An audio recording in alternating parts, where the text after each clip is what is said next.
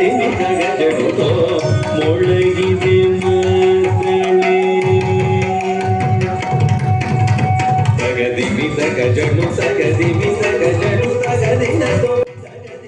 ಪತ್ರಕರ್ತರು ಹಾಗೂ ಪ್ರಧಾನ ಕಾರ್ಯದರ್ಶಿ ಧಾರವಾಡ ಜಿಲ್ಲಾ ಕಾರ್ಯನಿರತ ಪತ್ರಕರ್ತರ ಸಂಘ ಇವರಿಗೆ ವೇದಿಕೆಗೆ ಬರಮಾಡಿಕೊಳ್ಳೋಣ. ಶ್ರೀ ಸಂತೋಷ್ ಚೌಹಾಣ್, ಮಾನ್ಯ ಉಪಮಹಾಪೌರರು, ಹುಬ್ಬಳ್ಳಿ ಧಾರವಾಡ ಮಹಾನಗರ ಪಾಲಿಕೆ, ಇವರನ್ನ ವೇದಿಕೆಗೆ ಬರಮಾಡಿಕೊಳ್ಳೋಣ. ಈಗ ಶ್ರೀ ಚಂದ್ರಶೇಖರ್ ಢವಳಗಿ, ಅಧ್ಯಕ್ಷರು, ಧಾರವಾಡ ಜಿಲ್ಲಾ ಆರ್ಯ ಇಡೀಗ ಸಂಘ ಧಾರವಾಡ ಜಿಲ್ಲೆ, ಇವರಿಗೂ ಕೂಡ ವೇದಿಕೆಗೆ ಸ್ವಾಗತ. ಶ್ರೀ ತಿಮ್ಮಪ್ಪ ಡಿ ನಾಯಕ್, ಅಧ್ಯಕ್ಷರು, ಹುಬ್ಬಳ್ಳಿ ಧಾರವಾಡ ನಾಮಧಾರಿ ಹಿರಿಯ ವರ್ಧಕ ಸಂಘ ಹುಬ್ಬಳ್ಳಿ, ಇವರಿಗೂ ವೇದಿಕೆಗೆ ಬರಮಾಡಿಕೊಳ್ಳೋಣ. ಶ್ರೀ ಶಂಕರ್ ಕೋಟ್ಯಾನ್, ಸದಸ್ಯರು, ಬಿಲ್ಲವ ಸಮಾಜ ಸೇವಾ ಸಂಘ ಹುಬ್ಬಳ್ಳಿ ಧಾರವಾಡ, ಇವರಿಗೂ ಕೂಡ ವೇದಿಕೆಗೆ ಸ್ವಾಗತ. ಶ್ರೀ ಕುಮಾರ್ ಬೆಕೇರಿ, ಸಹಾಯಕ ನಿರ್ದೇಶಕರು, ಕನ್ನಡ ಮತ್ತು ಸಂಸ್ಕೃತಿ ಇಲಾಖೆ ಧಾರವಾಡ ಜಿಲ್ಲೆ, ಇವರನ್ನ ವೇದಿಕೆಗೆ ಬರಮಾಡಿಕೊಳ್ಳೋಣ. ಈಗ ಶ್ರೀ BI ಇಳಗೇರ್, ಇವರಿಗೂ ಕೂಡ ವೇದಿಕೆಗೆ ಸ್ವಾಗತ. ಈಗ ಶ್ರೀ IH ಜಗದೀಶ್, ಪ್ರಾದೇಶಿಕ ಅಧಿಕಾರಿಗಳು, ಪರಿಸರ ಮಾಲಿನ್ಯ ಧಾರವಾಡ ಜಿಲ್ಲೆ, ಇವರನ್ನು ಕೂಡ ವೇದಿಕೆಗೆ ಬರಮಾಡಿಕೊಳ್ಳೋಣ. ವೇದಿಕೆಗೆ ಆಗಮಿಸಿದಂತಹ ಎಲ್ಲ ಗಣ್ಯರಿಗೆ ಧನ್ಯವಾದಗಳು.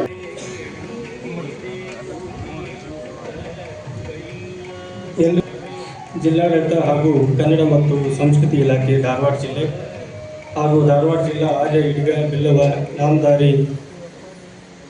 ಹಿತವರ್ಧಕ ಸಮಾಜದ ವತಿಯಿಂದ ಆಯೋಜನೆ ಮಾಡಿರುವ ಬ್ರಹ್ಮಶ್ರೀ ನಾರಾಯಣ ಗುರು ಜಯಂತಿ ಕಾರ್ಯಕ್ರಮಕ್ಕೆ ನಮಗೆಲ್ಲರಿಗೂ ಕೂಡ ಹೃತ್ಪೂರ್ವಕವಾದ ಸ್ವಾಗತವನ್ನು ಕೋರ್ತಾ ಇದ್ದೇವೆ. ಮಾನ್ಯರೇ, ತಮಗೆಲ್ಲ ಗೊತ್ತಿರೋ ಹಾಗೆ ಭಾರತದ ಇತಿಹಾಸದಲ್ಲಿ ಬ್ರಹ್ಮಶ್ರೀ ನಾರಾಯಣ ಗುರು ಅವರು ಒಂದು ರೀತಿಯ ಕ್ರಾಂತಿಯನ್ನು ಉಂಟು ಮಾಡಿದವರು.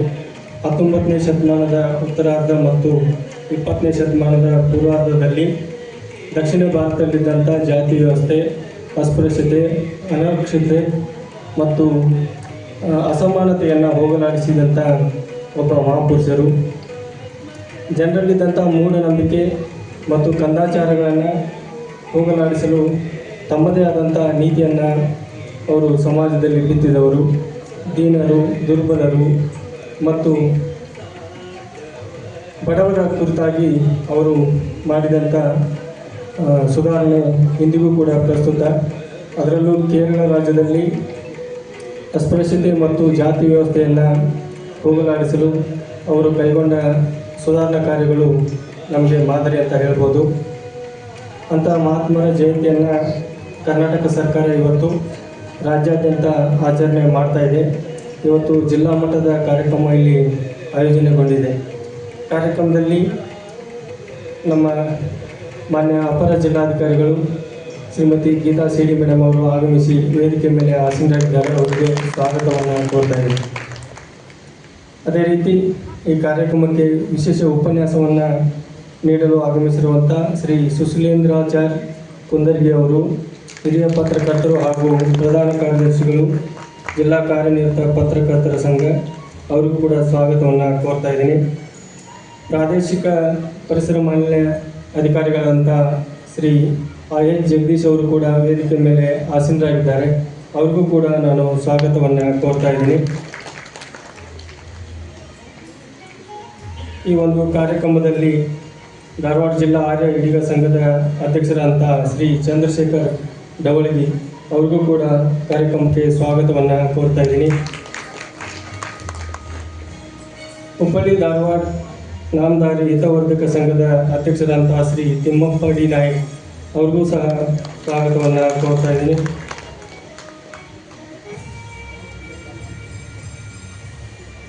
ಬಿಲ್ಲವ ಸಮಾಜದ ಸೇವಾ ಸಂಘದ ಸದಸ್ಯರಂಥ ಶ್ರೀ ಶಂಕರ್ ಕೋಟ್ಯಾನ್ ಅವ್ರಿಗೂ ಸಹ ಈ ಕಾರ್ಯಕ್ರಮಕ್ಕೆ ಸ್ವಾಗತವನ್ನು ಕೋರ್ತಾ ಇದ್ದೀನಿ.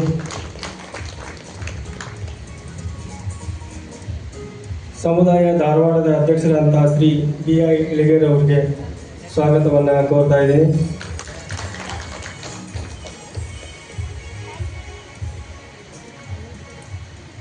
ಇವತ್ತು ಸಂಗೀತ ಕಾರ್ಯಕ್ರಮ ನೀಡಿದಂಥ ಸಮುದಾಯ ಕಲಾ ತಂಡದ ಸದಸ್ಯರಿಗೆ ಕೊಳಲು ವಾದನವನ್ನು ನುಡಿಸಿದಂಥ ಕುಮಾರಿ ಚಿತ್ರಲೇಖಾ ಮಂಜುನಾಥ್ ನಾಯಕ್ ಅವರಿಗೆ, ಭರತನಾಟ್ಯವನ್ನು ಪ್ರಸ್ತುತಪಡಿಸಲು ಆಗಮಿಸಿರುವಂಥ ಕುಮಾರಿ ಪ್ರೀತಿಕಾ ಸತೀಶ್ ಪೂಜಾರಿ ಅವರಿಗೂ ಕೂಡ ನಾನು ಸ್ವಾಗತವನ್ನು ಕೋರ್ತಾ ಇದ್ದೇನೆ. ಬ್ರಹ್ಮಶ್ರೀ ನಾರಾಯಣಗುರು ಜಯಂತಿ ಕಾರ್ಯಕ್ರಮಕ್ಕೆ ಇವತ್ತು ವಿಶೇಷವಾಗಿ ನಮ್ಮ ಅತಿಥಿಗಳಾಗಿ ಆಗಮಿಸಿರುವವರು ಈ ಜಿಲ್ಲೆಯ ಕಲಾವಿದರು. ಕಳೆದ 30-40 ವರ್ಷಗಳಿಂದ ಸಾಹಿತ್ಯ, ಜಾನಪದ, ನಾಟಕ, ಸಂಗೀತ ಕ್ಷೇತ್ರದಲ್ಲಿ ತೊಡಗಿಸಿಕೊಂಡಿರುವಂಥ ಹಿರಿಯ ಕಲಾವಿದರಿಗೆ ಕರ್ನಾಟಕ ಸರ್ಕಾರ ಈ ವರ್ಷ ಮಾಸಿಕ 2,500 ರೂಪಾಯಿ ವೇತನವನ್ನು ಮಂಜೂರು ಮಾಡಿದೆ.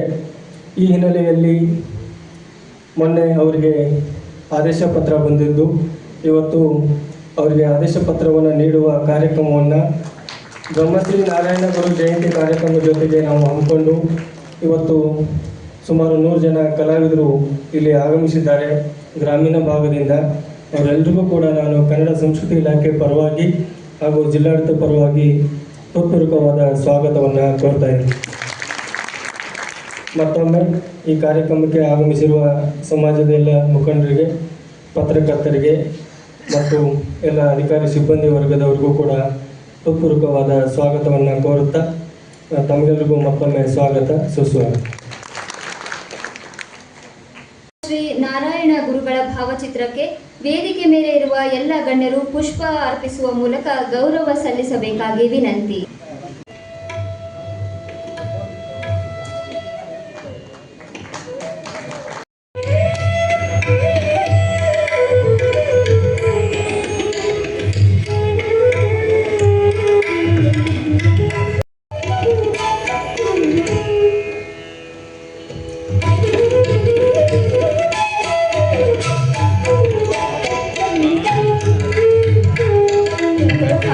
ಪ್ರಧಾನ ಕಾರ್ಯದರ್ಶಿ ಧಾರವಾಡ ಜಿಲ್ಲೆ ಕಾರ್ಯನಿರತ ಪತ್ರಕರ್ತರ ಸಂಘ ಇವರನ್ನು ಆಗಮಿಸಬೇಕೆಂದು ಕೋರುತ್ತೇನೆ.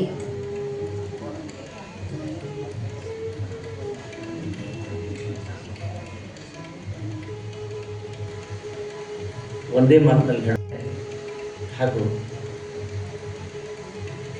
ಸಭಾಗೃಹದಲ್ಲಿ ಕೂತಿರ್ತಕ್ಕಂಥ ಪ್ರತಿಯೊಬ್ಬರು ನನ್ನ ಬಾಂಧವರೇ, ಭಗಿನಿಯರೇ,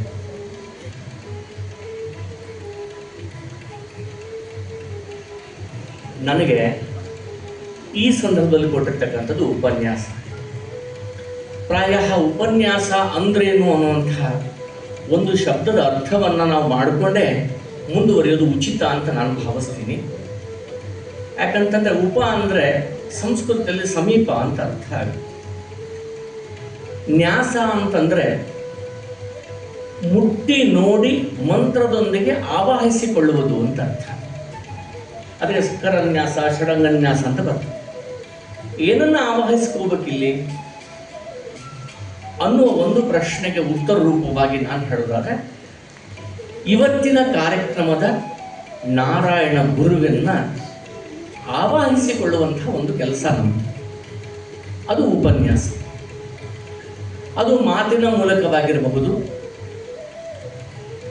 ಇನ್ನು ಇಲ್ಲಿ ಸೇರುವ ಮೂಲಕವಾಗಿರಬಹುದು, ಸಾಹಚರ್ಯದ ಮೂಲವಾಗಿರಬೇಕು, ಅಥವಾ ಈ ಸಂದರ್ಭದಲ್ಲಿ ನಾವೆಲ್ಲ ನಡೀತಿರ್ತೀವಲ್ಲ ಅಲ್ಲಲ್ಲಿ ನಾವು ಅವರ ಜೊತೆಗಿನ ಅಥವಾ ಅವರ ಕುರಿತಾಗಿರತಕ್ಕಂತಹ ಮಾತುಗಳು ಕೂಡ ಆಗಿರಬಹುದು. ಇದೆಲ್ಲವೂ ಕೂಡ ಒಂದು ಉಪನ್ಯಾಸದ ಒಂದು ಭಾಗವೇ ಆಗಿರ್ತದೆ ಅನ್ನೋದನ್ನು ನಾವು ಮರಿಬಾರ್ದು. ನನಗೆ ನಾರಾಯಣ ಗುರು ಅಂದ ತಕ್ಷಣವೇ ಯಾವಾಗೋ ಒಂದ್ಸರಿ ನಾನು ಪ್ರಾಥಮಿಕ ಶಾಲೆಯಲ್ಲಿದ್ದಾಗ ರಾಷ್ಟ್ರೋತ್ಥಾನ ಪರಿಷತ್ತಿನಿಂದ ಹೊರತಂದಿರತಕ್ಕಂಥ ಒಂದು ಸಣ್ಣ ಚಿಕ್ಕ ಪುಟ್ಟ ಒಂದು ಪುಸ್ತಕ ನಾರಾಯಣ ಗುರು. ಆವಾಗ ನಮ್ಮ ಗುರುಗಳು ಇಂಥವನ್ನು ಓದಬೇಕು ನೀವು ಅಂತ ತಿಳ್ಕೊಂಡು ದಿವಸ ಒಂದೊಂದನ್ನು ಕೊಡ್ತಿದ್ರು, ಮತ್ತು ನಾವು ವಾಪಸ್ ಅದನ್ನ ಕೊಡ್ತಿದ್ವಿ, ಮತ್ತು ಇನ್ನೊಂದನ್ನು ತೊಗೊಂಡ್ಬರ್ತಿದ್ವಿ. ಆವಾಗ ಓದಿದ ನೆನಪು. ಆದರೆ ಪ್ರಸಂಗಾನುಸಾರ ನನ್ನ ದುರದೃಷ್ಟವ ಗೊತ್ತಿಲ್ಲ, ಅನೇಕ ದಿವಸಗಳವರೆಗೆ ಅದನ್ನು ನಾರಾಯಣ ಗುರುವಿನ ಬಗ್ಗೆ ತಿಳಿದುಕೊಳ್ಳಲಿಕ್ಕೆ ನನ್ನ ಕಡೆ ಆಗಿರಲಿಲ್ಲ. ಅದಕ್ಕೆ ಕೊಟ್ಟಿರ್ತಕ್ಕಂಥ ಈ ಅವಕಾಶಕ್ಕೆ ಮೊದಲು ನಾನು ಎಲ್ರಿಗೂ ಚಂದ್ರಶೇಖರ್ ಅವರ ಆದಿಯಾಗಿ ಬೆಕ್ಕೇರಿ ಅವರಿಗೆ ತುಂಬ ಹೃದಯದ ಧನ್ಯವಾದಗಳನ್ನು ಅರ್ಪಿಸ್ತಾ ಇದ್ದೀನಿ.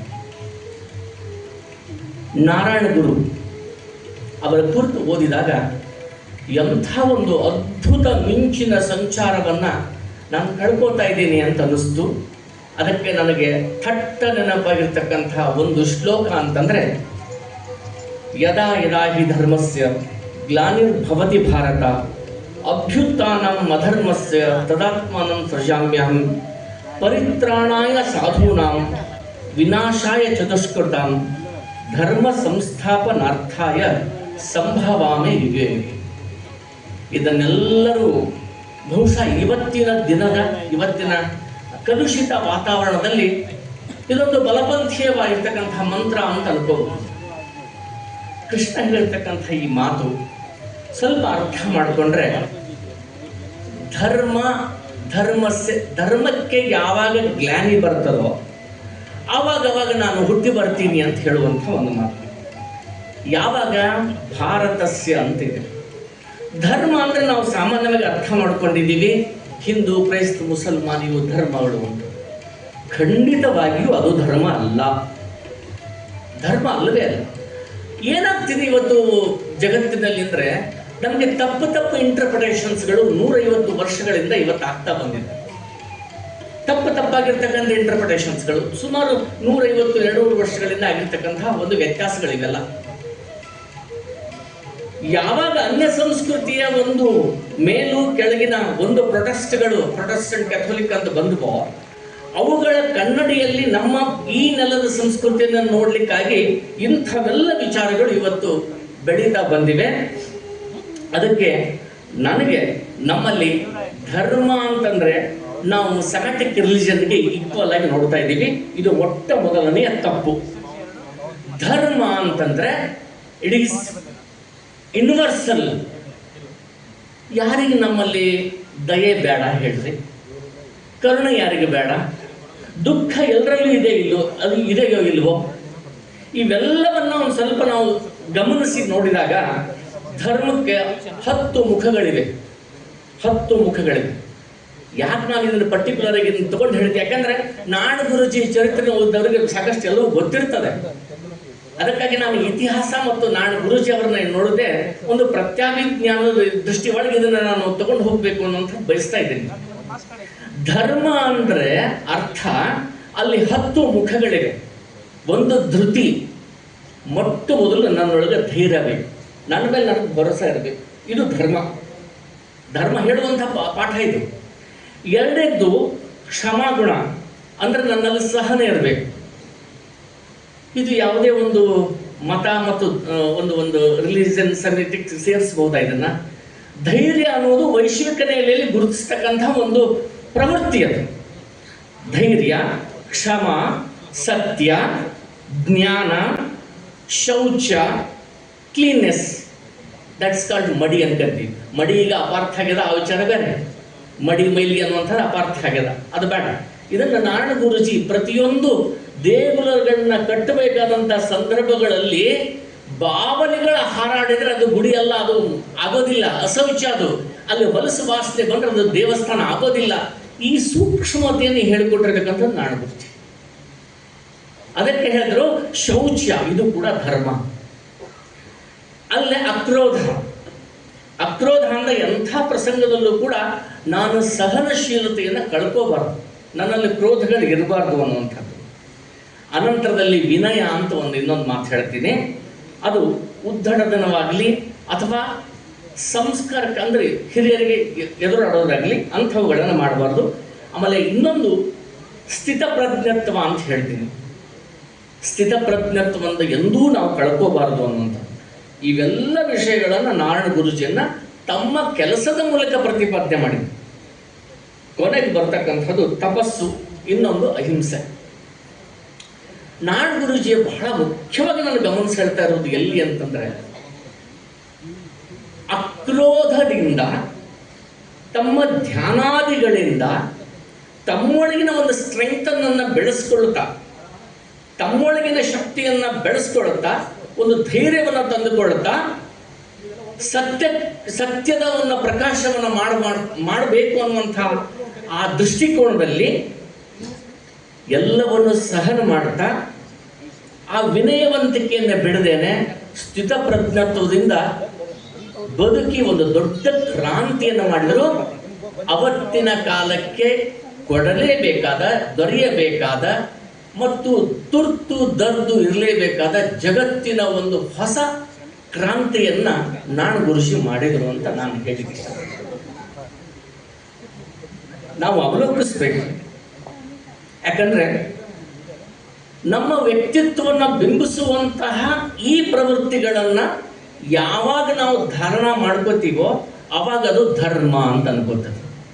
ನನಗೆ ಇವತ್ತು ಹೇಳ್ರಿ, ನಾವು ಧರ್ಮ ಅಂತಂದ್ರೆ ಇವತ್ತು ನಾನು ಹಿಂದೂ, ಕ್ರಿಸ್ತ, ಮುಸಲ್ಮಾನ ಅಂತ ನಾವು ಹೇಳ್ಕೊತಾ ಇದ್ದೀವಿ. ಧರ್ಮ ಅಂದ್ರೆ ಇದು ಅಲ್ಲ. ಧಾರಯೇ ಇತಿ ಹಿ ಧರ್ಮ ಅಂತ ಹೇಳ್ತದೆ. ಯಾವಾಗ ಈ 10 ಗುಣಗಳನ್ನು ನಾವು ಮೇಳೋಡಿಸ್ಕೋತೀವೋ ಅವಾಗ ಅದು ಧರ್ಮ ಆಗಿರುತ್ತೆ. ಇದನ್ನು ನಾರಾಯಣ ಗುರುಜಿ ಮೊಟ್ಟ ಮೊದಲನೇದಾಗಿ ಪ್ರತಿಪಾದನೆ ಮಾಡಿದ್ರು. ಯಾರಿಗೆ ಬೇಡ? ಇವತ್ತು ನಾನು ಅಮೆರಿಕಾದಾಗ ಹೋಗಿ ಇವೆಲ್ಲ ಲಕ್ಷಣಗಳನ್ನ ಹೇಳ್ತೀನಿ, ಅದು ಧರ್ಮ ಅಲ್ವಾ? ಸ್ಥಿತಪ್ರಜ್ಞತ್ವ ಇದೆಯಾ? ಕ್ಷಮ, ದಯ, ಅದಕ್ಕೆ ಬಸವಣ್ಣ ಹೇಳಿರ್ತಕ್ಕಂಥದ್ದು ದಯವಿಲ್ಲದ ಧರ್ಮ ಅದಾವುದಯ್ಯ. ನಿಜ, ಒಪ್ಕೊಳ್ಳೋಣ. ನಾಡು ಗುರುಜಿಯ ಈ ಮಾತುಗಳನ್ನ ಪದೇ ಪದೇ ಬಹಳಷ್ಟು ತಾದಾತ್ಮ್ಯತೆ ರೀತಿ ಒಳಗೆ ಇದನ್ನು ಅನುಸರಿಸ್ಕೊಳ್ತಾ ಬಂದರು ಅನ್ನುವಂಥದ್ದು. ಅದಕ್ಕೆ ನಾರಾಯಣ ಗುರುಜಿ ಅಂದರೆ ಒಂದು ಮಿಂಚು ಅಂತ ಹೇಳಿದೆ. ಬಹುಶಃ ನನಗನ್ನಿಸ್ತದೆ, ನಾರಾಯಣ ಗುರುಜಿಯ ಎಲ್ಲ ಚರಿತ್ರೆಗಳನ್ನು ನಾನು ಸಾಕಷ್ಟು ಬೇರೆ ಬೇರೆ ಪುಸ್ತಕಗಳನ್ನ ಓದಿದೆ. ಕೆ ನಾಯರ್ ಮತ್ತು ಕೋಟ್ಯಾನವರು ಬರೆದಿರ್ತಕ್ಕಂಥ ಅದ್ಭುತವಂತ ಒಂದು 66 ಪೇಜಿನ ಒಂದು ಪುಸ್ತಕ ಅದ್ಭುತವಾಗಿ ಬರೆದುಕೊಟ್ಟಿದ್ದಾರೆ. ಇಂಥ ಒಬ್ಬ ಸಂತ ಬಹುಶಃ ನನಗನ್ನಿಸ್ತದೆ ಜಗತ್ತಿನಲ್ಲಿ ಎಲ್ಲೂ ಹುಟ್ಟಲಿಲ್ಲ. 19ನೇ ಶತಮಾನದ ಆಸುಪಾಸಿನಲ್ಲಿ ಇಂಥ ಒಬ್ಬ ಸಂತ ಎಲ್ಲೂ ಹುಟ್ಟಲಿಲ್ಲ. ಯಾವ ಗಾಂಧೀಜಿ ವ್ಯಸನ ರಹಿತ ಸಮಾಜವನ್ನು ಬಯಸಿದ್ರೋ ಅವರಿಗಿಂತ ಮುಂಚೆಯೇ ನಾರಾಯಣ ಗುರುಜಿಯನ್ನು ಬಯಸಿದ್ರು. ನಾವು ಜಾತೀಯತೆ ಬಗ್ಗೆ ಮಾತಾಡ್ತೀವಿ. ಇವತ್ತು ಜಾತೀಯತೆ ಬಗ್ಗೆ ಮಾತಾಡ್ತೀವಿ. ಜಾತಿ ಅನ್ನೋದು just like it is identity card. ಆದರೆ ಐಡೆಂಟಿಟಿ ಕಾರ್ಡ್ ಹಾಕ್ಕೊಂಡಿರ್ತಕ್ಕಂಥ ವ್ಯಕ್ತಿ ಏನು ಕೆಲಸ ಮಾಡ್ತಾನೆ ಅನ್ನೋದ್ರ ಮೇಲೆ, ಅವನ ಅಟಿಟ್ಯೂಡ್ ಮೇಲೆ ಅವನನ್ನು ಅಳಿತೀವಿ. ಆದ್ರೆ ಹಾಕ್ಕೊಂಡ ತಕ್ಷಣ ಅವನು ಗುರುತಿಸೋದು ಅಷ್ಟೇ, ಅದು ಐಡೆಂಟಿಟಿ, ಗುರುತಿನ ಪತ್ರ ಅಷ್ಟೇ. ಬಟ್ ಅದು ಅವನ ಅಟಿಟ್ಯೂಡನ್ನು ಹೇಳಲಾಗ್ತದೆ. ಅದಕ್ಕೆ ನಾನು ಟಿಪ್ಪಣಿ ಮಾಡ್ತಿರ್ಬೇಕಾದ್ರೆ ಬಹಳಷ್ಟು ಮನಸ್ಸಿಗೆ ಅಂದ್ಕೊಂಡೆ ನಾನು ಹೇಳಿದೆ, ಅದು ಸಂಸ್ಕಾರದಿಂದ ನಾವು ಬೆಳಿತೀವಿ ಅನ್ನುವಂಥದ್ದು ನಾರಾಯಣ ಗುರುಜಿಯಿಂದ ಕಂಡುಕೊಂಡಿದ್ರು. ನಾರಾಯಣ ಗುರುಜಿ ಅದಕ್ಕೆ ಅವ್ರೇನು ಮಾಡಿದ್ರು, ಬಹಳ ಸುಂದರವಾಗಿ ಹೇಳಬೇಕಾದ್ರೆ ಇಂಥ ಒಂದು ದೊಡ್ಡದಾಗಿರ್ತಕ್ಕಂಥ ಒಂದು ಪರಂಪರೆ ಮತ್ತು ಸಂಸ್ಕೃತಿಯನ್ನು ಉಳಿಬೇಕಾದ್ರೆ ಧರ್ಮದಲ್ಲಿ ಜ್ಞಾನಿಗಳು ಬರ್ತಾ ಇರ್ತದೆ, ಯಾವತ್ತೂ ಬರ್ತಾ ಇದ್ದಾರೆ ಧರ್ಮಜ್ಞಾನಿ. ಏನು ಅಂತಂದರೆ, ಒಂದು ಕಬ್ಬಿಣ ಅಂತವ್ರೆ, ಕಬ್ಬಿಣವನ್ನು ಉಪಯೋಗಿಸಿದ್ರೆ ಹಾಗೆ ಇಟ್ಬಿಟ್ರೆ ಅದರದ ಆಕ್ಸಿಡೈಸ್ ಆಗಿ ಅದಕ್ಕೊಂದು ತುಕ್ಕು ಹಿಡಿದು ಬಿಡ್ತದೆ. ಸಮಾಜ ಅಂದಮೇಲೆ ಒಂದೇ ರೀತಿ ಚಲನಶೀಲವಲ್ಲದ ಸಮಾಜ, ಅಲ್ಲಿ ತುಕ್ಕು ಹಿಡಿಯೋದು ಎಲ್ಲ ಈ ಜಗತ್ತಿನ ಎಲ್ಲ ಸಮುದಾಯಗಳ ಸಮಾಜದ ಅದರ ಲಕ್ಷಣವೇ. ಆಮೇಲೆ ಭಾರತೀಯ ಪರಂಪರೆಯಲ್ಲಿ ಇನ್ನೊಂದು 2 ಲಕ್ಷಣಗಳಿದೆ. ಏನು ಅಂತಂದರೆ, ಒಂದು ಕರ್ಮಕಾಂಡ, ಇನ್ನೊಂದು ಜ್ಞಾನಕಾಂಡ ಅಂತ 2. ನಾವು ಏನು ಮಾಡಿದ್ದೀವಿ ಅಂತಂದರೆ, ಈ ಉಪಕ್ರಮಗಳನ್ನು, ಹೋಮ ಹವನಾದಿಗಳು, ಅದು ಇದು ಸಂಪ್ರದಾಯಸ್ಥಗಳು ಇವುಗಳ ಸಂಪ್ರದಾಯಗಳ ಚಟುವಟಿಕೆಗಳನ್ನ ಮಾಡ್ತಾ ಮಾಡ್ತಾ ಮಾಡ್ತಾ ನಾವು ಅಲ್ಲೇ ನಿಂತ್ಕೊಂಡ್ಬಿಟ್ಟಿವಿ. ಅದನ್ನು ಮಾಡಿದರೆ ಸಾರ್ಥಕ ಅನ್ನುವಂಥ ಅಂತಿಮ ಸತ್ಯಕ್ಕೆ ಬಂದುಬಿಟ್ಟಿವಿ. ಬಟ್ ಅದು ಟ್ರುತ್ ಅಲ್ಲ. ಇದನ್ನು ಸಾಧನೆಯನ್ನು ಮಾಡಿಕೊಂಡು ಇದರ ನಂತರದ ಜ್ಞಾನ ಸಾಧನೆಗೆ ನಾವು ಹೋಗಬೇಕು. ಅದಕ್ಕೆ ನನ್ನ ನಾರಾಯಣ ಗುರುಜಿ ಈ ವಿಷಯವಾಗಿ ಅದನ್ನು ದಾಟಿಕೊಂಡು ಹೋಗುವ ನಿಟ್ಟಿನಲ್ಲಿ ದೇಗುಲಗಳನ್ನು, ಅವರು ಸ್ವತಃ ದೇಗುಲಗಳನ್ನು ಸ್ಥಾಪನೆ ಮಾಡ್ತಾರೆ. ದೇಗುಲ ಸ್ಥಾಪನೆ ಮಾಡೋದ್ರ ಮೂಲಕವಾಗಿ ಪುರೋಹಿತಶಾಹಿಗಳಂತೆ ನೀವು ಕೂಡ ಕಲಿಯಿರಿ, ಮಂತ್ರ ಕಲಿಯಿರಿ, ನೀವು ಉಪಕ್ರಮಗಳನ್ನು ಮಾಡಿರಿ ಅಂತ ತಿಳ್ಕೊಂಡು ಅಲ್ಲಿ ಹೇಳ್ತಾರೆ. ನಿಮ್ಮೊಳಗೆ ನೀವು ಸ್ಟ್ರೆಂಥನ್ ಆಗುವಂಥ ಕೆಲಸಗಳನ್ನು ಮಾಡಿ. ಆದರೆ ಎದುರುಗಡೆ ಒಬ್ಬ ಸ್ಟ್ರಾಂಗ್ ಇದ್ದಾನ ಅಂತಂದ್ರೆ ಅವನಿಗೆ ಕಲ್ಲು ಹೊಡೆಯೋದ್ರ ಮೂಲಕವಾಗಿ ನಾನು ಬೆಳೆಯೋದಿಲ್ಲ ಅನ್ನುವಂಥದ್ದು ನಾರಾಯಣ ಗುರುಜಿ ಅತ್ಯದ್ಭುತವಾಗಿರ್ತಕ್ಕಂಥ ಒಂದು ಸಂದೇಶ. ಮೊದಲು ನೀನು ಸ್ಟ್ರಾಂಗ್ ಆಗು, ನೀನು ದೊಡ್ಡದಾಗಿ ಬೆಳಿ, ನಿನ್ನಲ್ಲಿ ಜ್ಞಾನ ಬರಲಿ. ಅದಕ್ಕೆ ಅಭ್ಯುತ್ಥಾನ ಮಧರ್ಮಸ್ಯ, ಅದಕ್ಕೆ ಹೇಳಿದ್ವಲ್ಲ ಗ್ಲಾನಿರ್ಭವತಿ ಭಾರತ ಅಂದಾಗ ಭ ಅಂದರೆ ಪ್ರಕಾಶ, ಅದು ಕೇವಲ ದೇಶವಾಗಿ ನಾವು ನೋಡಬಾರ್ದು. ಈ ಶ್ಲೋಕದ ಅರ್ಥದಲ್ಲಿ ನಾನು ಭಾರತ ಅಂದರೆ ಭಾರತ ದೇಶ ಅಂತ ಅಲ್ಲ. ಭ ಅಂದರೆ ಪ್ರಕಾಶಮಾನವಾಗಿರ್ತಕ್ಕಂಥದ್ದು ಯಾವುದು? ಅದು ಜ್ಞಾನ. ಆ ಜ್ಞಾನ ರತನಾಗಿರ್ತಕ್ಕಂಥವರಿಗೆ, ಜ್ಞಾನಕ್ಕೆ ರತನಾಗಿರ್ತಕ್ಕಂಥವ್ರಿಗೆ ಯಾವಾಗ ಗ್ಲಾನಿ ಬರ್ತದೋ, ಈ ಜ್ಞಾನ ಅನ್ನೋದಕ್ಕೆ ಯಾವಾಗ ಗ್ಲಾನಿ ಬರ್ತದೋ ಅಂದರೆ ನಮ್ಮಲ್ಲಿರ್ತಕ್ಕಂಥ ಒಂದಿಷ್ಟು ಮೌಢ್ಯಗಳಿವೆ, ಕಂದಾಚಾರಗಳು, ಇವಕ್ಕೆ ಗ್ಲಾನಿ ಬರ್ತದೋ ಆವಾಗ ನಾನು ಆ ಜ್ಞಾನ ಶುದ್ಧಿಗೆ ಹುಟ್ಟಿ ಬರ್ತೀನಿ ಅಂತ ಹೇಳ್ತಾರೆ. ಅದನ್ನು ತೆಗೆಸಿ ಆ ಪೊರೆಯನ್ನು ಕಳಿಸ್ಲಿಕ್ಕೆ ನಾನು ಬರ್ತೀನಿ ಅಂತ ಹೇಳ್ತಾರೆ. ಹಾಗೆ ಅವತ್ತು ಹೇಳಿದ ಕೃಷ್ಣ ಈ ನಮ್ಮನ್ನ ನಾಡಗುರುವಿನ ರೂಪದಲ್ಲಿ ಆ ಸಂದರ್ಭದಲ್ಲಿ ಆ ಕೇರಳದ ಅಂಥ ಒಂದು ಸಂದಿಗ್ಧದ ಪರಿಸ್ಥಿತಿಯಲ್ಲಿ ಅವರು ಹುಟ್ಟಿ ಬಂದರು ಅಂತ ಹೇಳ್ತೀನಿ. ಬಹುಶಃ ನಮಗೆಲ್ಲ ಗೊತ್ತಿದೆ ನಾಡಗುರು ಅವರು ಯಾರು ಏನು ಅನ್ನೋದನ್ನು. ಆದರೂ ನಾನು ಒಂದು ರಿಪೀಟ್ ಮಾಡೋದಾದರೆ, ಬಹುಶಃ ತಿಥಿ ಪ್ರಕಾರ ಅವರು ನಿನ್ನೆ ದಿವಸ ಹುಟ್ಟಿದರು, ಅನಂತ ಚತುರ್ದಶಿ ಹುಟ್ಟಿದರು. ಅದು 26 ಆಗಸ್ಟ್ 1954, ಕೆಲವು ಕಡೆ 56 ಅಂತ ಹೇಳ್ತಾರೆ. ಅದರ ನೋಡೋಣ. ಶತತಾರ ನಕ್ಷತ್ರದಲ್ಲಿ ಸಿಂಹ ಮಾಸದಲ್ಲಿ ಅವರು ಅನಂತ ಚತುರ್ದಶಿ ಹುಡ್ತಾರೆ. ಅವರಿಗಿರ್ತಕ್ಕಂಥ ಒಂದು ದೊಡ್ಡ ಸಂಸ್ಕಾರ ಅಂತಂದರೆ ಮಾಡನ್ ಆಶಾನ್ ಅಂತಕ್ಕಂಥ ಅವರ ತಂದೆ, ಕುಟ್ಟಿ ಎಂಬ ತಾಯಿ. ಇಲ್ಲಿ ಒಂದು ಒಳ್ಳೆಯ ಸಂಸ್ಕಾರಯುತವಾದ ಮನೆತನ. ಕಾರಣ ಆಶಾನ್ ಒಬ್ಬ ಆಯುರ್ವೇದಿಕ್ ಡಾಕ್ಟರ್ ಆಗಿದ್ದರು. ಹೀಗಾಗಿ ಆ ಆಯುರ್ವೇದಿಕ್ ಡಾಕ್ಟರನ್ನ ಮಗ ಇವರು. ಕುಟ್ಟಿ ಎಂಬ ಸದ್ಗೃಹಸ್ಥ ಗೃಹಿಣಿ. ಇಷ್ಟಕ್ಕೆ ಹೇಳಿದರೆ ಬೇರೆ ಆಗ್ಬೋದು, ಆದರೆ ಇವರ ಸೋದರ ಮಾವಂದರು ಕೂಡ ಅವರ ನಾಟಿ ವೈದ್ಯರಾಗಿದ್ದರು. ರಾಮನ್ ಕೃಷ್ಣನ್ ಅನ್ನುವಂಥವರು ಕೂಡ ನಾಟಿ ವೈದ್ಯರಾಗಿದ್ದರು. ಈ ಮಾಡನ್ ಆಶಾನ್ ಅವರು ಅವಾಗವಾಗ ಈ ಸಮುದಾಯವನ್ನು ಸೇರಿಸಿಕೊಂಡು ಅವರಿಗೆ ಉಪದೇಶವನ್ನು ಮಾಡ್ತಕ್ಕಂಥ ಕೆಲಸ ಅವರು ಮಾಡ್ತಾ ಇದ್ರು. ಬಹುಶಃ ಬಾಲಕ ನಾಣಿಗೆ ಇದರ ಪ್ರಭಾವ ಸಹಜವಾಗಿ ಆಗಿರ್ತದೆ. ಹೀಗಾಗಿ ಈ ಮಾಡನ್ ಆಶಾನ್ ಅವರಿಗೆ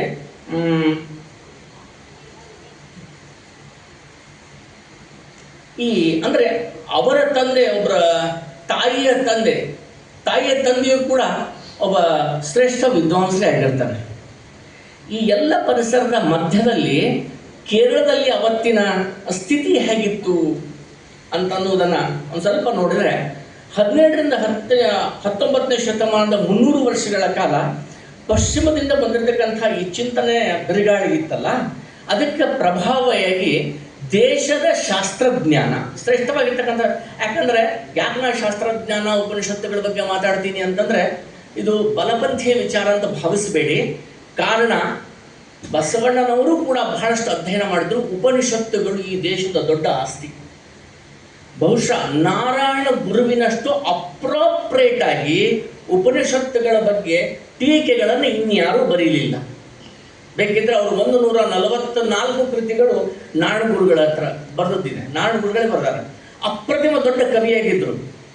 ಶಂಕರಾಚಾರ್ಯರು ಬರೆದಿರ್ತಕ್ಕಂಥ ಆ ಲಾಲಿತ್ಯ, ಆ ಕವಿತ್ವಕ್ಕೆ ಹೋಲಿಕೆ ಮಾಡಬಹುದಾಗಿರ್ತಕ್ಕಂಥ ಒಂದು ಪ್ರೌಢಿಮೆ ನಮ್ಮ ನಾರಾಯಣ ಗುರುಗಳು ಬರೆದಂಥ ಆ ಇಡೀ ಸಾಹಿತ್ಯ ಕೃತಿಗಳಲ್ಲಿ ನಾವು ಕಾಣ್ತೀವಿ.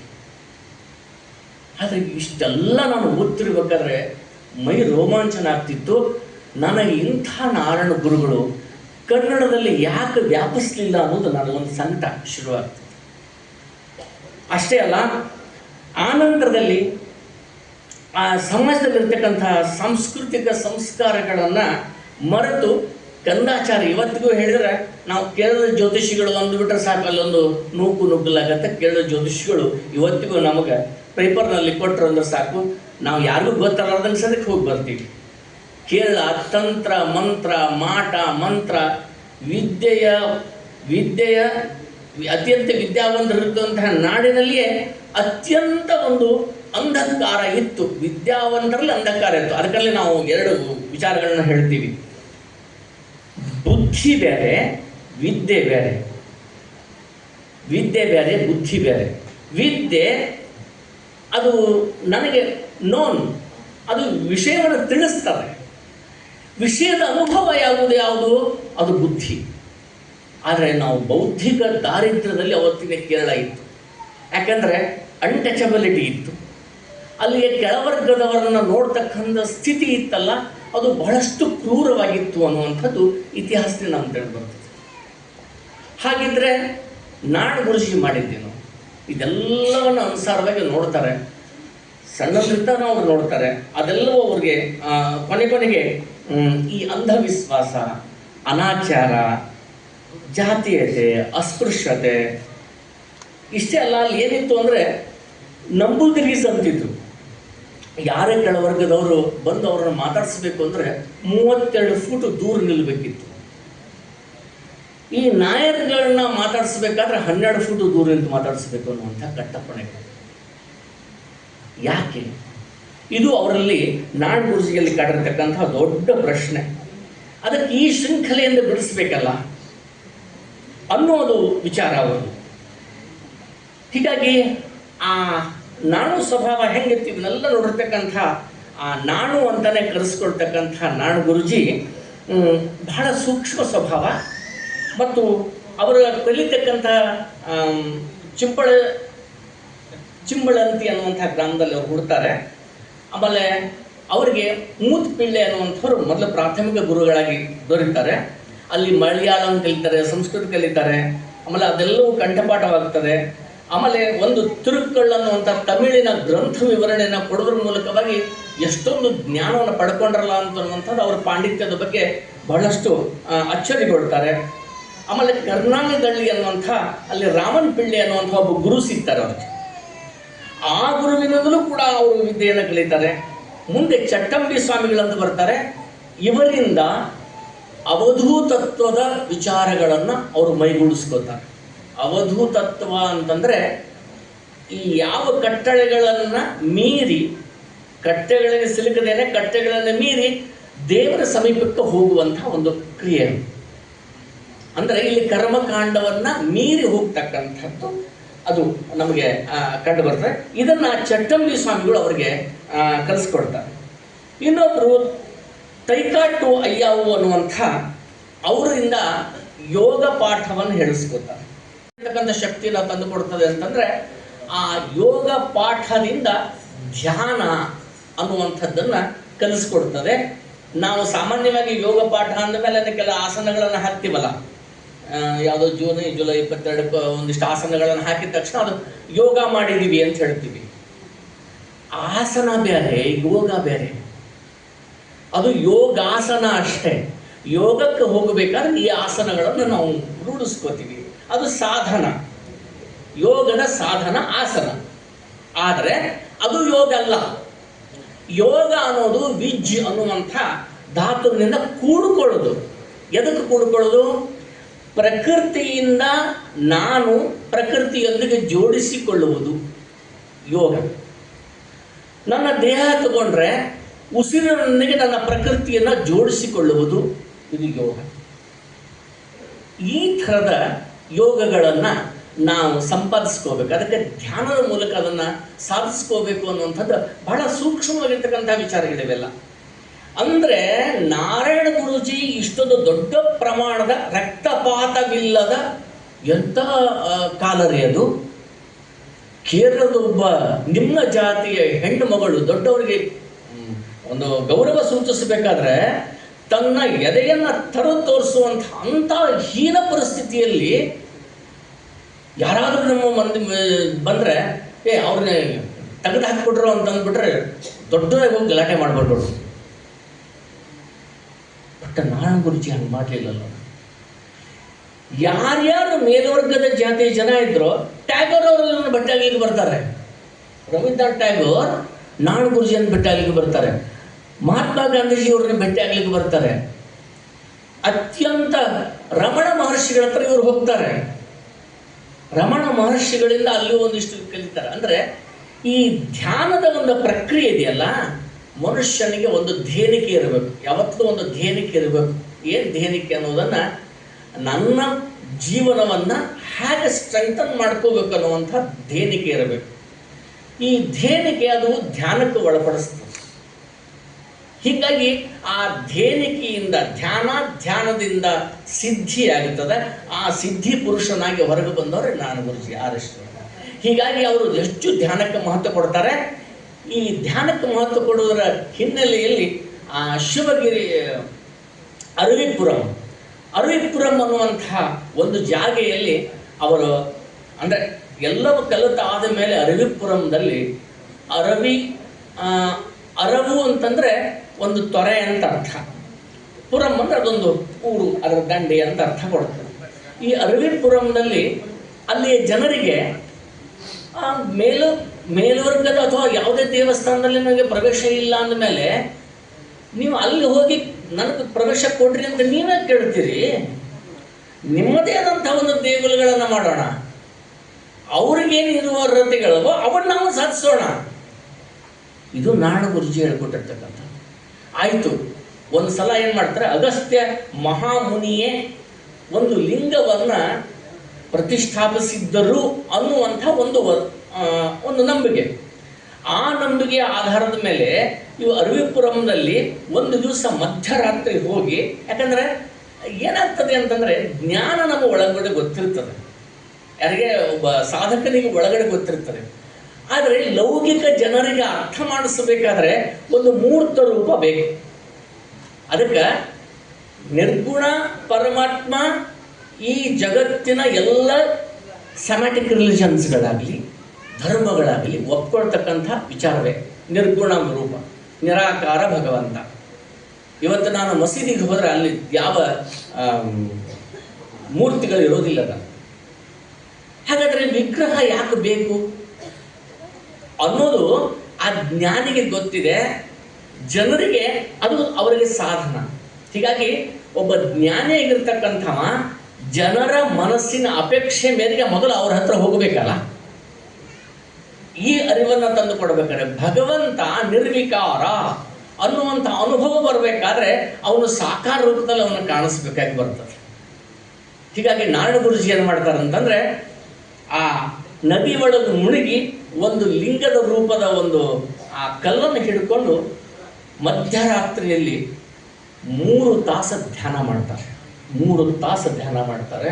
3 ತಾಸು ಧ್ಯಾನ ಮಾಡಿದ ಮೇಲೆ ಅಲ್ಲೊಂದು ಆ ಶಿವಲಿಂಗವನ್ನು ಪ್ರತಿಷ್ಠಾಪನೆ ಮಾಡ್ತಾರೆ. ಅದು ಇವತ್ತಿಗೆ ಬಹಳ ದೊಡ್ಡ ಒಂದು ನಾರಾಯಣ ಗುರುಜಿಯ ಶ್ರದ್ಧಾ ಕೇಂದ್ರವಾಗಿ ಬೆಳೆದಿದೆ. ಅದರ ಪ್ರಶ್ನೆ ಅಲ್ಲ.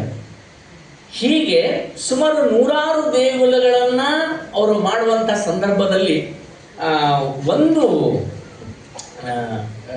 ಒಂದು ವಿಚಾರವನ್ನು ಹೇಳಬೇಕು.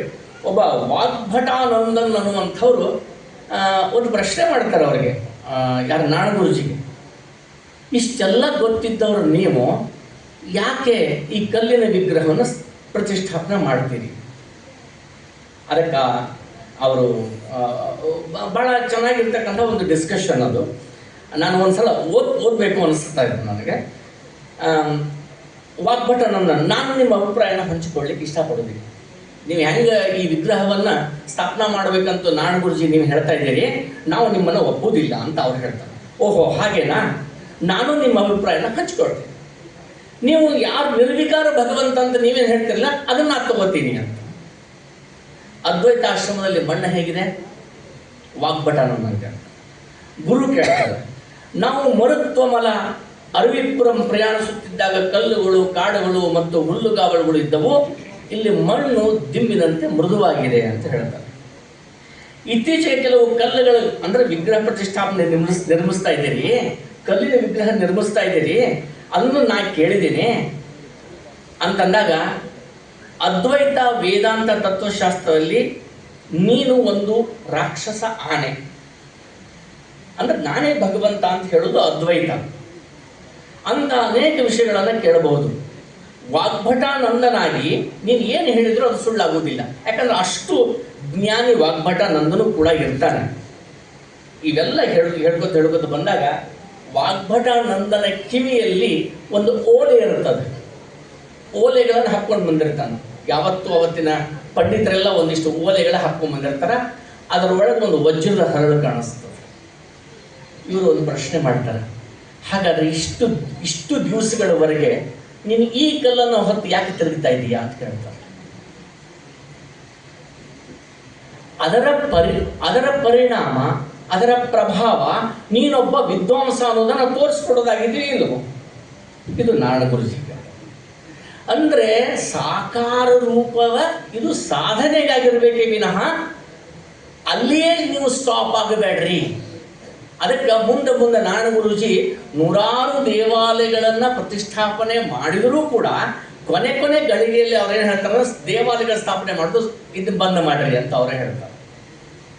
ಯಾಕೆ ಹೇಳ್ತಾರೆ ಅಂದ್ರೆ 1927-28 ಆಸ್ಪಾಸ್ನಲ್ಲಿ ಅವರು ಮರಕ್ಕಂ ಅನ್ನುವಂಥ ಜಾಗ, ಆಮೇಲೆ ಇನ್ನೊಂದು ಕೊಡಗೊತ್ತಳ್ಳು ಅನ್ನುವಂಥದ್ದು ಒಂದು ಜಾಗ, ಬಹಳ ಆಶ್ಚರ್ಯ ಆಗ್ತದೆ. ಅದಕ್ಕಿಂತ ಮುಂಚೆ ಏನಾಗತ್ತೆ ಅಂತಂದರೆ ಅಲ್ಲಿ ಒಂದು ಕನ್ನಡಿಯನ್ನು ಮಾತ್ರ ನೇತಾಡ್ತಾರೆ. ಅಲ್ಲಿ ವಿಗ್ರಹ ಇಲ್ಲ, ಶಿವ ಇಲ್ಲ. ಅಲ್ಲೊಂದು ಚರ್ಚೆನೂ ಆಗ್ತದೆ, ಶಿವನ ಮಾಡೋಣ, ಗುಡಿ ಕಟ್ತೀವಿ, ನಮಗಾಗಿ ಒಂದು ಗುಡಿ ಕಟ್ಟಿಕೊಡ್ರಿ, ಇಲ್ಲಿ ಶಿವನ ಆರಾಧನೆ ಮಾಡ್ತೀವಿ. ಅಥವಾ ಇನ್ನೊಬ್ರು ಬಂದು ಹೇಳ್ತಾರೆ ಇಲ್ಲಿ ಶಕ್ತಿನ ಆರಾಧನೆ ಮಾಡೋಣ, ಇಲ್ಲಿ ಹನುಮಂತ ದೇವ್ರನ್ನ ಆರಾಧನೆ ಮಾಡೋಣ, ಇನ್ನೊಂದು ಯಾವುದೋ ಒಂದು ವಿಗ್ರಹ ಕೂಡಿಸೋಣ ಅಂತ ಹೇಳ್ತಾರೆ. ಗರ್ಭಗುಡಿಯಲ್ಲಿ ಗರ್ಭಗೃಹದ ಒಂದು ಮೂರ್ತಿ ಇರಬೇಕು. ಆದರೆ ನಾರಾಯಣ ಗುರುಗಳು ಮಾಡಿದ್ದೇನು ಗೊತ್ತಾ? ನಿಮ್ಮನ್ನು ನೀವು ಮೊದಲು ನೋಡ್ಕೋಬೇಕು, ಅಂದರೆ ಗರ್ಭದ ಮೂರ್ತಿಗೆ ಅರ್ಥ ಬರ್ತದಲ್ಲಿ. ಹೀಗಾಗಿ ಅಲ್ಲಿ ಒಂದು ಕನ್ನಡಿಯನ್ನು ಸ್ಥಾಪನೆ ಮಾಡ್ತಾರೆ. ಇದು ಬಹಳ ಸೂಕ್ಷ್ಮ ವಿಷಯ. ಇವತ್ತಿನ ಅರ್ಥವ್ಯವಸ್ಥೆಯ ಧಾವಂತದಲ್ಲಿ ಇಲ್ಲಿ ಮೇಲು ಕೀಳು ಅನ್ನೋಂಥ ರಾಂಗ್ ನೆರೇಟಿವ್ನೆಸ್ ಬರ್ತಾ ಇದೆ. ರಾಂಗ್ ನೆರೇಟಿವ್ನೆಸ್ ನನಗೆ ಹೇಳಲಿಕ್ಕೆ ಬಹಳ ಅದನ್ನು ಒಂದು ರೀತಿ ಒಳಗಡೆ ಆಕ್ರೋಶನೂ ಆಗ್ತಾಯಿದೆ, ಒಂದು ರೀತಿ ಹೇಳಲೇಬೇಕಾದಂಥ ಅನಿವಾರ್ಯತೆಯೂ ಇದೆ. ಈಗ ರಾಂಗ್ ನೆರೇಟಿವ್ ಹೆಂಗಂತಂದರೆ, ವಾಲ್ಮೀಕಿ ರಾಮಾಯಣ ಬರೆದ ವಾಲ್ಮೀಕಿನೇ ಬರೆದ. ವಾಲ್ಮೀಕಿ ಬೇಡ ಅಂತ ಅರ್ಥ ಮಾಡೋಣ, ಹೌದಾ? ಬರೆದ ವಾಲ್ಮೀಕಿ ಎದ್ರ ಬಗ್ಗೆ ಬರೆದ? ರಾಮಾಯಣ ಬರೆದ. ರಾಮಾಯಣ ಯಾವುದು? ಹೆಸರೇ ಹೇಳ್ತದೆ, ರಾಮನ ಅಯನ, ರಾಮನ ಚಲನೆ, ರಾಮನ ಚಾರಿತ್ರ್ಯವನ್ನು ಹೇಳ್ತಕ್ಕಂಥದ್ದು. ರಾಮನ ಚಾರಿತ್ರ್ಯವನ್ನು ಬರಿಬೇಕಾದ್ರೆ ರಾಮನಲ್ಲಿರ್ತಕ್ಕಂಥ ಚಾರಿತ್ರ್ಯಕ ಔನ್ನತ್ಯಗೇನು, ಅವನಲ್ಲಿ ಶ್ರೇಷ್ಠತೆ ಏನು ಅನ್ನೋದನ್ನು ನಿರೂಪಿಸ್ತಾ ಹೋಗ್ತಾನೆ ವಾಲ್ಮೀಕಿ. ಅದು ರಾಮಾಯಣ. ಇದು ವಾಲ್ಮೀಕಿಯ ನರೇಟಿವ್ನೆಸ್, ವಾಲ್ಮೀಕಿಯ ಧೋರಣೆ, ಅವರು ಬಿಂಬಿಸಿದ ರೀತಿ. ಆದರೆ ಇವತ್ತಿಗೆ ನಾವು ಈ ಶ್ರದ್ಧೆ, ಈ ನಂಬಿಕೆ ಇಟ್ಕೊಂಡು ಸಾವಿರಾರು ವರ್ಷಗಳಿಂದ ನಾವು ರಾಮನನ್ನು ಆರಾಧಿಸ್ತಾ ಬಂದಿದ್ದೀವಿ. ವಿಪರ್ಯಾಸ ಏನಾಯ್ತು ಗೊತ್ತಾ? ಇಲ್ಲಿ ಕೆಲವೊಬ್ಬರು ನರೇಟಿವನ್ನು ಸೃಷ್ಟಿ ಮಾಡಲಿಕ್ಕೆ ಆ ಶ್ರದ್ಧಾ ಇರ್ತಕ್ಕಂಥ ವಸ್ತುವಿನ ಮೇಲೆ ಅಪನಂಬಿಕೆ ಶುರುವಾಗಬೇಕು. ಅನ್ವಾಂಟೆಡ್ ಥಿಂಗ್ಸ್ ರೀ. ಇಲ್ಲ, ರಾಮ ಮೂಲತಃ ಕ್ಷತ್ರಿಯನಾಗಿದ್ದ ಅವನ ಮಾಂಸಾಹಾರ ಮೊಲಗಳನ್ನು ತಂದು ಬಡ್ಕೊಂಡು ಬರ್ದಿದ್ದ. ಅದನ್ನು ಸೀತೆ ಮತ್ತೆ ಬಿರಿಯಾನಿ ಮಾಡಿ ಹಾಕ್ತಿದ್ದು. ಯಾರಿಗೂ ಉಪಯೋಗ ಹೇಳಿ? ಅಗಸನ ಮಾತು ಕೇಳಿ ತನ್ನ ಸೀತೆಯನ್ನು ಬಿಟ್ಟು ಬಂದ. ಇದರರ್ಥ ಪ್ರಜೆಯ ಮಾತಿಗೆ ಅವನ ಕಿಮ್ಮತ್ತು ಕೊಡ್ತಿದ್ದ ಅನ್ನೋದು ರಾಜನಾಗಿ ಮಾಡಿರ್ತಕ್ಕಂಥ ಒಂದು ಕರ್ತವ್ಯ, ಅದು ಅವನ ಔನ್ನತ್ಯ. ಇಲ್ಲಿಯೂ ಕೂಡ ನಾವು ಇಂಥ ಸೂಕ್ಷ್ಮ ವಿಚಾರಗಳನ್ನು ಪ್ರಸ್ತುತ ಸಂದರ್ಭದಲ್ಲಿ ನಾವೇನು ಮಾಡ್ತಿದ್ದೀವಿ ಅಂದರೆ, ನಮ್ಮ ಶ್ರದ್ಧಾ ಕೇಂದ್ರಗಳ ಮೇಲೆ ಒಂದು ಅಪನಂಬಿಕೆ ಬರುವ ರೀತಿ ಒಳಗೆ ಇವತ್ತು ನರೇಟಿವನ್ನು ಬಿಲ್ಡ್ ಮಾಡುವಂಥ ಒಂದು ಕೆಟ್ಟ ಸಂಪ್ರದಾಯ ಹುಟ್ಟಾಗ್ತಾ ಇದೆ. ಇದು ಅಲ್ಲ. ಅದಕ್ಕೆ ಮೊದಲು ಹೇಳಿದ್ರು, ಕನ್ನಡಿಯನ್ನು ವಿಗ್ರಹ ಇಲ್ಲದೆ ಸ್ಥಾಪನೆ ಮಾಡುವಂಥ ಉದ್ದೇಶ ಅದ್ವೈತ ಅಂತ ಹೇಳ್ತೀವಲ್ಲ. ಕನ್ನಡಿಯೊಳಗೆ ನೀನು ಕಾಣ್ತಿದ್ದಿ, ನಿನ್ನೊಳಗೆ ಬಿಂಬರೂಪವಾಗಿ ಪರಮಾತ್ಮ ಇದ್ದಾನೆ, ನೀನೇ ಭಗವಂತ.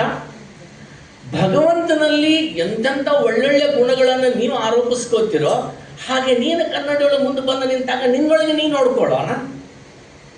ನೀನ್ಯಾಕೆ ಪರಮಾತ್ಮ ಆಗಬಾರ್ದು? ನಿನ್ನಲ್ಲಿ ಯಾಕೆ ಶ್ರೇಷ್ಠತೆ ಬೆಳಿಬಾರ್ದು? ನಿನ್ನಲ್ಲಿ ಯಾಕೆ ಆ ಅರ್ಹತೆಗಳನ್ನು ನಾವು ತಂದುಕೋಬಾರ್ದು?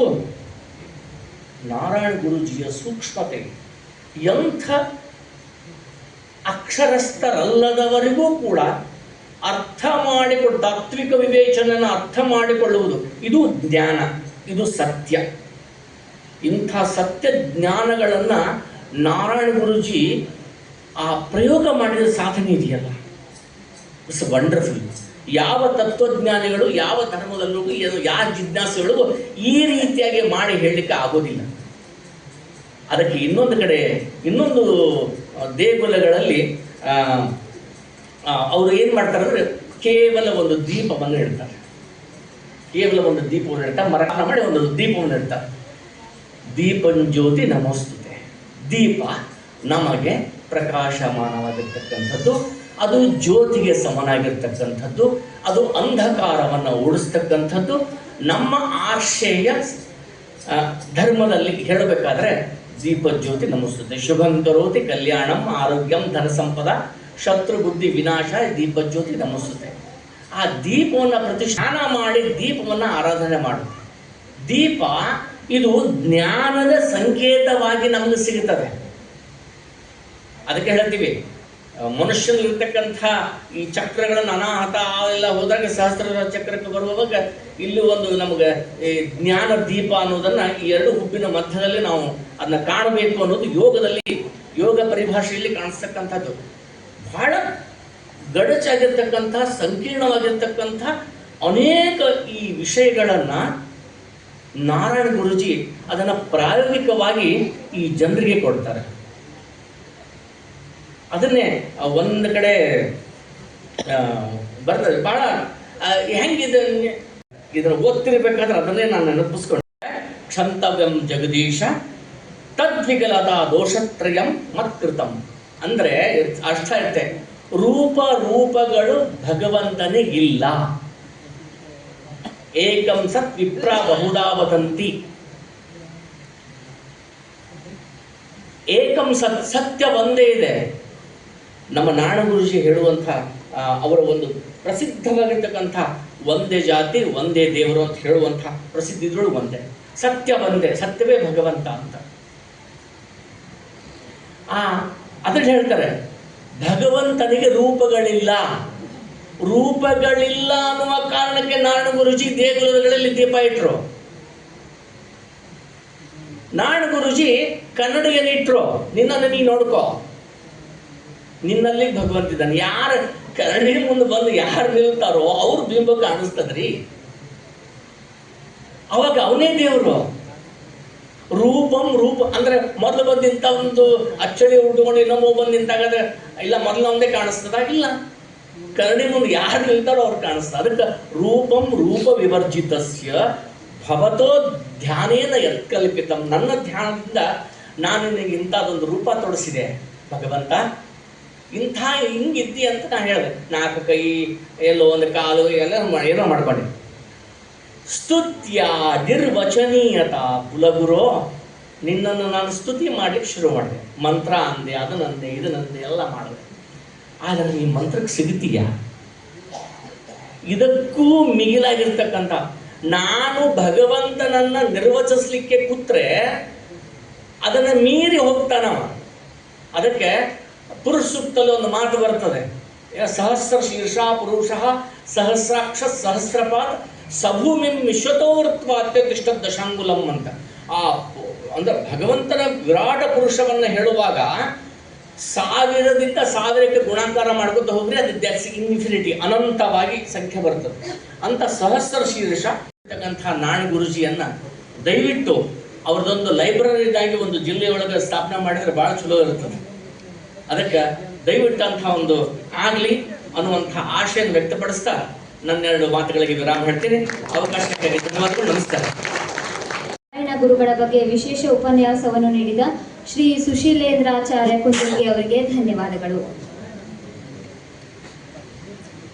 ಧಾರವಾಡ ಜಿಲ್ಲೆಯ ಮಾನ್ಯ ಅಪರ ಜಿಲ್ಲಾಧಿಕಾರಿಗಳಾದ ಶ್ರೀಮತಿ ಗೀತಾ ಸಿಡಿ ಅವರಿಂದ ಈಗ ಉದ್ಘಾಟನಾಪರ ನುಡಿಗಳನ್ನು ಕೇಳೋಣ.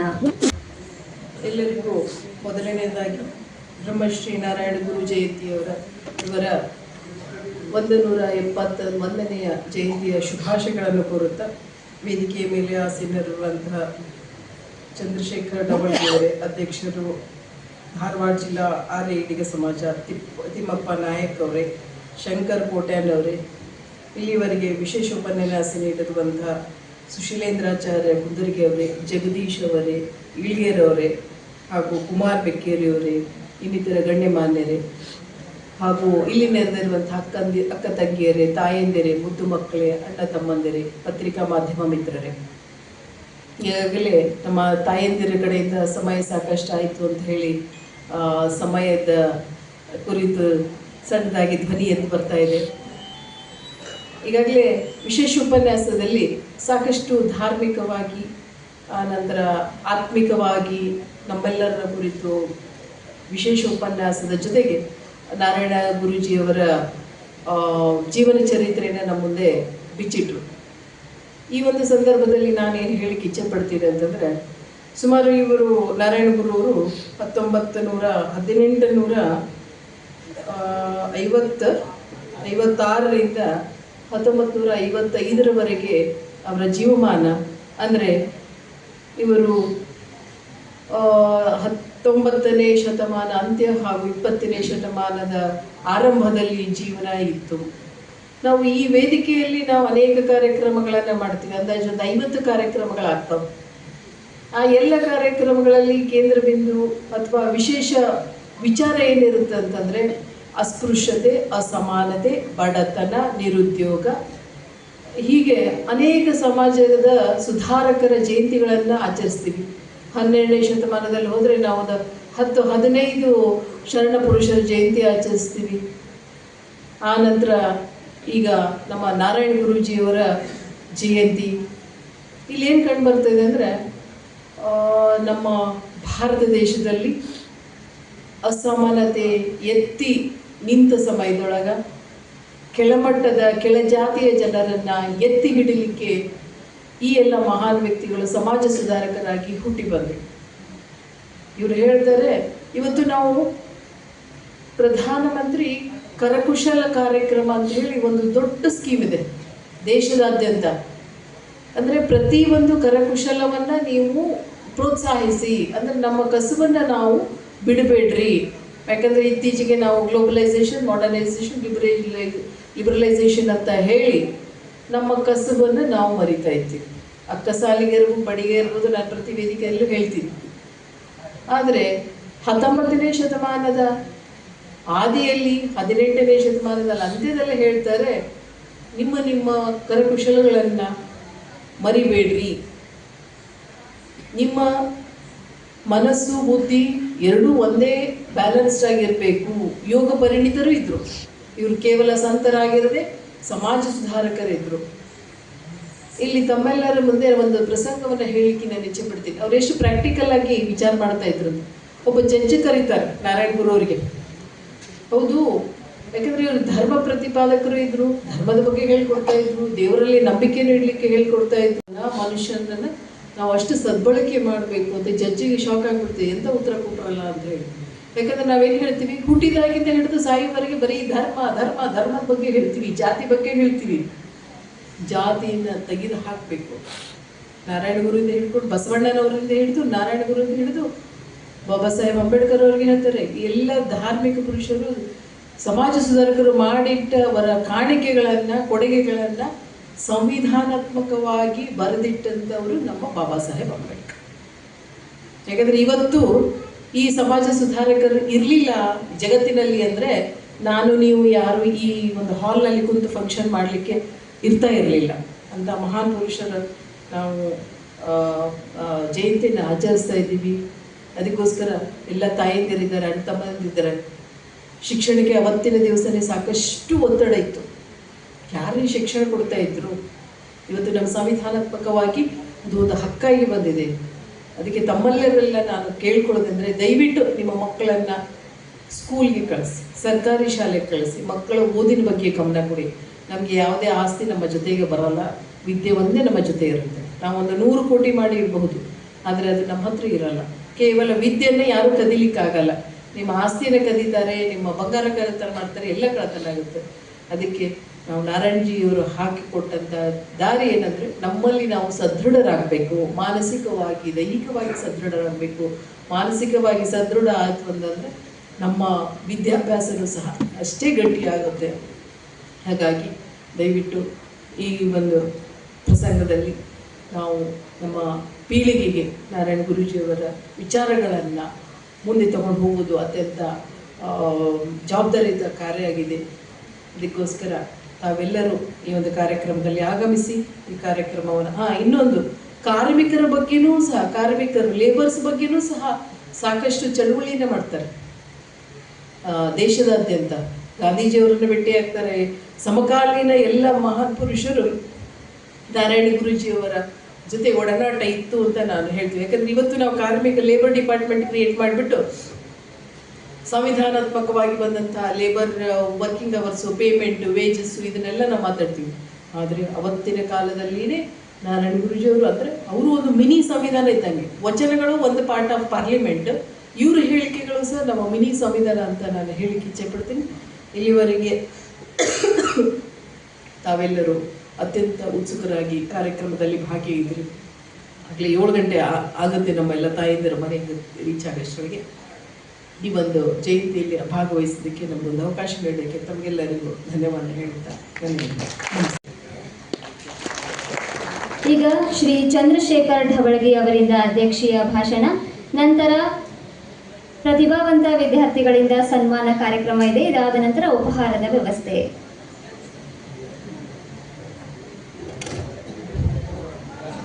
ವೇದಿಕೆ ಮೇಲೆ ಯಾವತ್ತೂ ಆಸೀನರಾಗಿರ್ತಕ್ಕಂಥ ಜಿಲ್ಲಾಡಳಿತದ ಅಧಿಕಾರಿಗಳೇ, ಸಮಾಜದ ಗಣ್ಯ ವ್ಯಕ್ತಿಗಳೇ,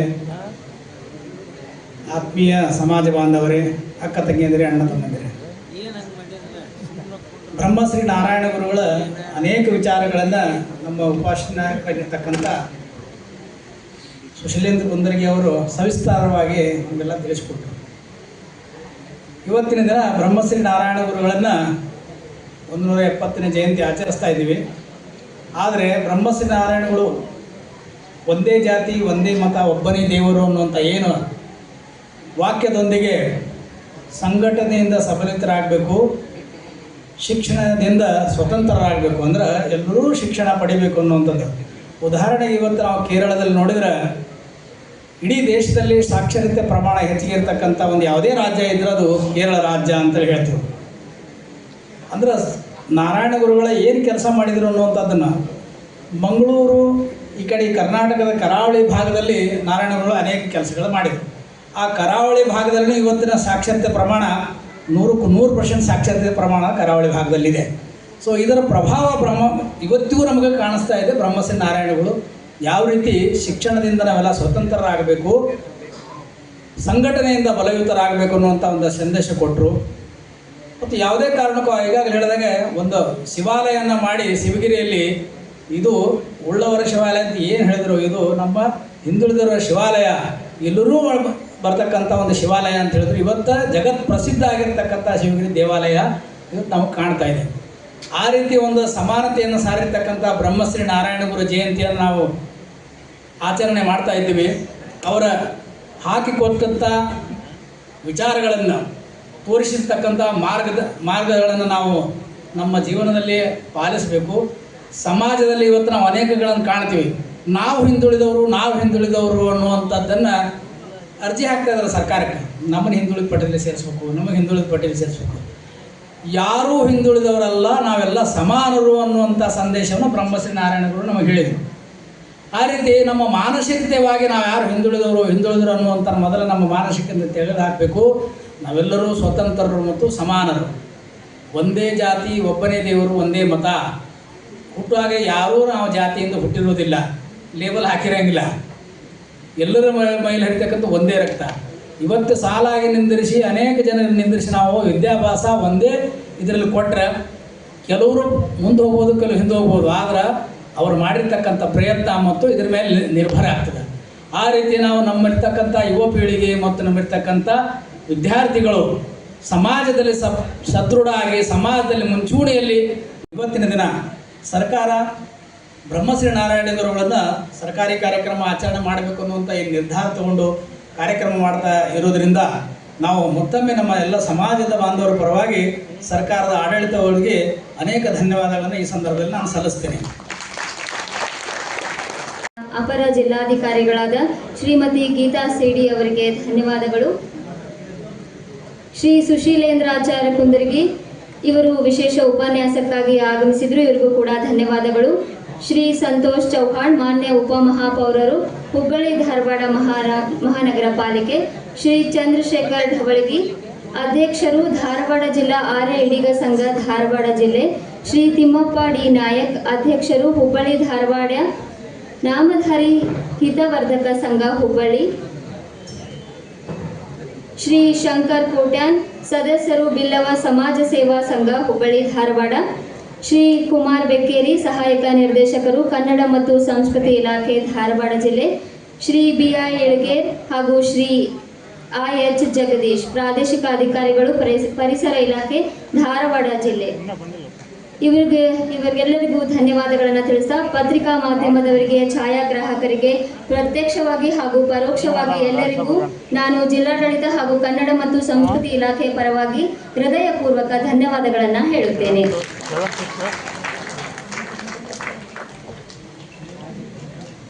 ಕಾರ್ಯಕ್ರಮದ ಕೊನೆಯದಾಗಿ ಭರತನಾಟ್ಯ ಕಾರ್ಯಕ್ರಮ ಕುಮಾರಿ ಪ್ರೀತಿಕಾ ಸತೀಶ್ ಪೂಜಾರಿ ಇವರಿಂದ.